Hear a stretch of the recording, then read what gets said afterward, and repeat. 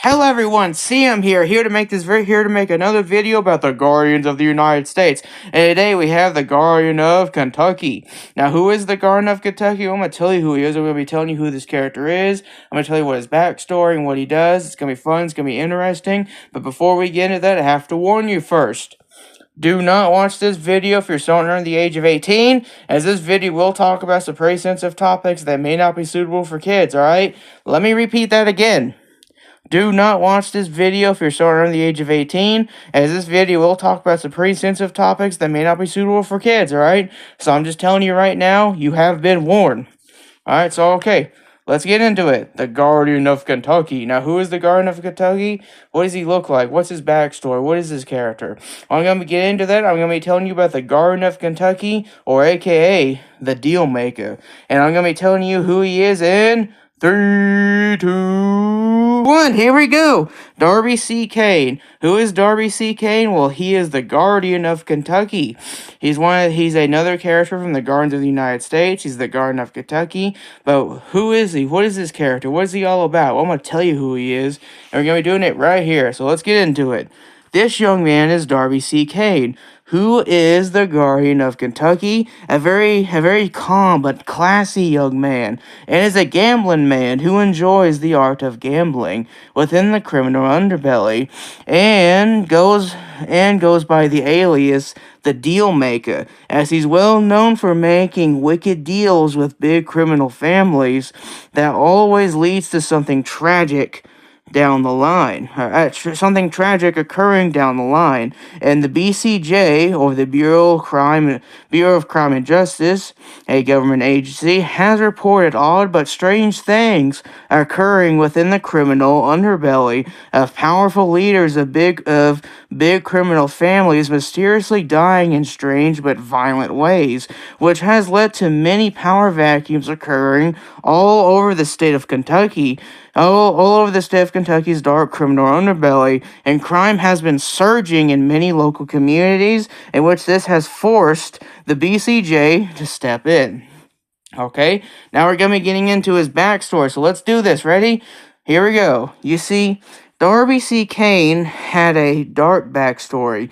You see, Darby Kane was born in the year of April 20th, 1991. However, Darby did not have a normal childhood, as his mother was an abusive alcoholic, but his father was a dangerous psychopath, as he was a notorious hitman who worked for a big criminal family in the state of Kentucky in the city of Lexington. And the criminal family he worked for, called the Cherokee Mafia, in which they were in a lot of control of some of the largest casinos in the state of Kentucky. And Darby had a troubled childhood, as when he started school, nobody wanted to be his friend. The reason was that there have been many conspiracies surrounding his own father being involved with the Cherokee Mafia, with some believing his father was a dangerous hitman who they believe was responsible for all the violent deaths that have been occurring in the state of Kentucky. So parents would tell their kids to stay away from Darby Kane.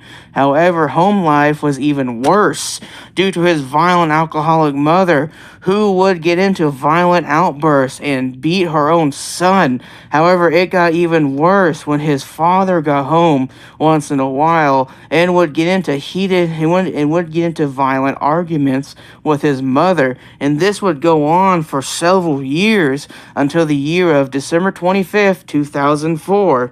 Tragedy had occurred again, as his dad had just killed his own wife in a drunken rage. And when Darby saw this, his father would threaten his son, "If you told anyone, I will kill you," which resulted in him keeping his mouth shut and Darby running away from home forever, in which this led to him living and surviving on the dark streets of Lexington, and would live on the streets of Lexington for many years until one day tragedy struck yet again in the year of September 8th, 2020, as when Darby was walking late at night on the dark streets of Lexington, when all of a sudden Darby's father appeared and attempted to kill him. The reason his father just got word from very powerful people that they were going to open up his ex-wife's murder case, and supposedly they got a lead on the missing son who went missing all those years ago. And of course, his father would take matters into his own hands and kill his son before they could talk to him, which leads to the current situation of Darby running away from his father on the dark streets of Lexington, and this ends up leading to Darby running and screaming and calling for help, but no one comes, and trips and falls on his face, breaking his nose in the process. And when Darby turns around, only to see his evil of a father standing over him with a blood-stained knife in his hand, and right as he's about to kill him, but just then, the entity known as the Follower appeared and stopped him, and with one snap of his fingers destroyed and killed Darby's father by causing him to burst with white flames from all the sins he has committed in his dark past of murdering and shedding of innocent blood. Now, after this, the entity known as the Follower turns his head and looks over to see Darby and gifted Darby his mutant power, not realizing how bad a mistake this is later on, and phased away. Now, as Darby stands back up, looking at his father's burning dead corpse, full of anger and rage, and Darby C. Kane makes a promise to one day burn and destroy the fake morality and goodness that this world is built on, and replace it with a worldview built on heathenism and wickedness. As you can see, this Guardian, unlike the others, is actually not even a good character. He's not a good guy. As you heard it right, this Guardian is actually a corrupt Guardian who's known for using his powers for his own crooked deals. Instead of using his power to try to make the world a better place like the other Guardians, he instead uses his own power for his own hedonistic and own selfish pleasure. Okay? As you can see, he is clearly a very fierce enemy. Now, before we get into this, before we move on, I have to ask, let me guys know in the comment section below what you guys think about this character. Let me know if you like this character's backstory. Let me know in the comment section below what you guys think. I like to hear your thoughts and everything. Now, next, I'm going to be moving on again. We're going to be talking a little bit more about Darby C. Kane. Alright, and we're going to be doing that in 3, 2, 1. Here we go. Born. Here's some more things about the Guardian of Kentucky, or Darby C. Kane. Born in 1991. Age 36. Height 5'11". Weight 152.185. Race Native American. Nicknames. As in right here, nickname the Deal Maker, or nickname the Lord of Debauchery, or nickname the most sinful man and the dark criminal underbelly. Alright? Personality. This young man is a enthusiastic type of guy who is the Guardian of Kentucky and is a gambling man who goes by the alias the Deal Maker. When you first see him, he is calm but has a big wicked smile on his face. He is someone who knows how to lay low and control things from the shadows, and has a big deceptive mind, who is great at tricking people into making deals with him, and is way too eager to obtain money, influence, and especially power. It is not afraid to use dirty and cheap tricks to win a bet. However, he has his weaknesses. For example, he has a massive ego complex. He lets the power he has obtained get to his head. As in, he lets the power that he has obtained from stealing from other people, from being in charge of other people, get to his head, which has in fact led him to making very stupid mistakes. Alright, and his second weakness is he has developed schizophrenia, oftentimes having a mental breakdown when things don't go his way. Alright, as you can see, he's clearly a very messed up individual. Okay? Now, however, he might have his weaknesses, but don't let your guard down. He is a very opportunist who will do anything to burn or to destroy the fake morality of this world and create a world where wickedness and heathenism run rampant throughout the entire world and is accepted. Alright, as in he hates the morality of this world. Alright, he's always attacking the morality of this world. Alright, he's someone who's always going up against the morality of this world. Now, let me guys know what you guys think of this character. Do you like this character? Do you like his personality, his nicknames, and everything? Let me guys know in the comment section below what you guys think of this character. I know this character is the first because instead of him being a good character like the other Guardians, he's more of a corrupt Guardian who uses his own power, as I said earlier, for his own selfish gain, basically. You know, as he lies and cheats and steals and all that stuff. Now, next, we're going to be talking about some more things about Darby C. King, about his description and his mutant ability in 3, 2, 1. Here we go.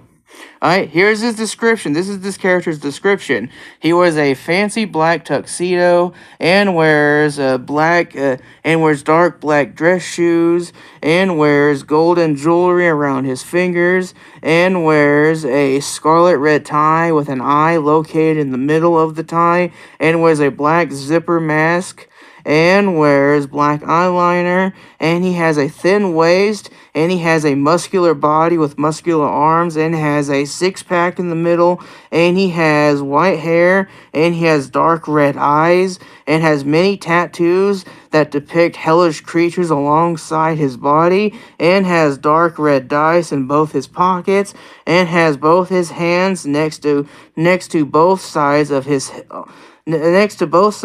very own hips. Okay? Now, next, we're going to talk about his mutant ability right here. So, let's get into it. Ready? His mutant power is called Soul Gaze. Now, this is how this power works. His mutant power is called Soul Gaze. This ability allows him to control and manipulate his soul, and this ability gives him pyrokinesis and can cast illusions and hexes, but his most terrifying ability of all, anyone who loses a bet with him, he steals your life force away. But he doesn't just steal your life force, he also steals your intellect, your influence, and your power and your wealth away, and can teleport. In his ultimate move, he can change and morph into a monstrous parasite-like creature. Alright, so that's what this character is. That's what this monster. He's a monster. Let me guys know in the comment section below what you guys think about this character's powers. Let me guys know. As next, we're going to talk about the illegal criminal organization that this character started, and we're going to be transferring in 3, 2, 1. Here we go.